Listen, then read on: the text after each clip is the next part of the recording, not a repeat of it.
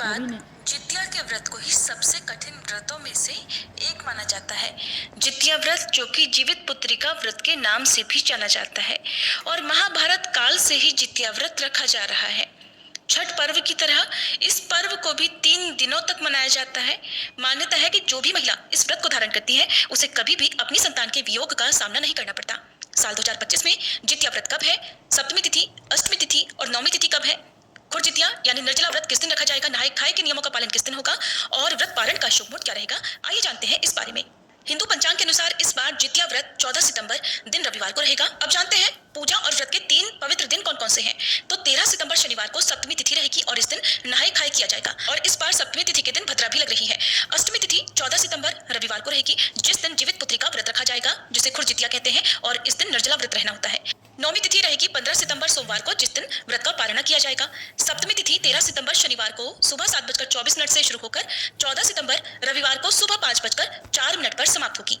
इस दिन सूर्योदय होगा सुबह 6:16 पर और सूर्यास्त शाम 6:28 पर। भद्रा सुबह 7:23 से लेकर शाम 6:11 तक रहेगी, और भद्रा का वास इस बार स्वर्गलोक में रहेगा। अगर भद्रा का वास मृत्युलोक में होता है तभी ये पूजा पाठ के लिए अशुभ मानी जाती है, इसलिए इस दौरान आप पूजा पाठ कर सकते हैं। अष्टमी तिथि 14 सितंबर रविवार को सुबह 5:05 से शुरू होकर 15 सितंबर सोमवार को सुबह 3:06 तक रहेगी, और 14 सितंबर रविवार को यानी जितिया व्रत के दिन सूर्योदय होगा सुबह 6:17 पर, सूर्यास्त होगा शाम 6:27 पर। इस दिन शाम को प्रदोष काल के समय मुख्य पूजा की जाती है, और प्रदोष काल का समय रहेगा शाम 5:42 से 7:12 तक। इस दिन व्रती महिलाएं सामूहिक रूप से भी पूजन करती है। नदी तालाब किनारे पूजन किया जाता है। कुछ महिलाएं अपने घर के आंगन में भी जितिया व्रत की पूजा करती हैं। व्रत पारण मुहूर्त रहेगा 15 सितंबर सोमवार को सुबह 6:06 से लेकर 7:25 के बीच में। व्रत पारण से पहले सूर्य देवता की पूजा करके सूर्य देवता को अर्घ देना होता है, और इस दिन राहु काल सुबह 7:30 बजे से 9 बजे तक रहेगा।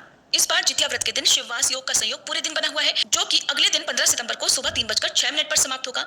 इस योग में भगवान श्री कृष्ण और जगत के पालनहार भगवान शिव जी की पूजा करने से भक्तों को सभी प्रकार के सुखों की प्राप्ति होती है। जितिया के व्रत में अष्टमी तिथि को पूरे दिन और पूरी रात निर्जला उपवास करने के बाद ही अगले दिन इसका पारण करना होता है, लेकिन इस बीच में एक ऐसी रस्म का पालन करना होता है जो अगर नहीं किया तो जितिया व्रत शुरू नहीं कर सकते। अगर आप पहली बार इस व्रत को रख रही हैं तो जानते हैं वो रस्म क्या है। इस रस्म को ओटकन कहते हैं, और इस रस्म को सुबह सवेरे व्रत वाले दिन किसी पंछी, खासकर कौवे के उठने या कौवे के बोलने से पहले ही करना होता है।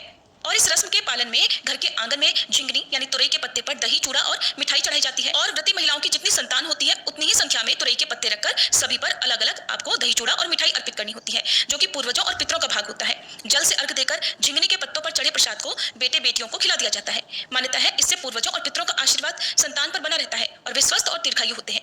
जितिया का व्रत वैसे तो पुत्रों के लिए किया जाता है, लेकिन वर्तमान समय में बेटा और बेटी को एक समान माना जाता है, इसलिए जिनकी संतान बेटियां हैं वे माताएं भी इस व्रत को रख सकती हैं। वहीं ऐसी महिलाएं जिन्हें संतान सुख नहीं प्राप्त हो रहा हो, वे भी जीवित पुत्री का व्रत करके भगवान से संतान सुख का आशीर्वाद प्राप्त कर सकती हैं।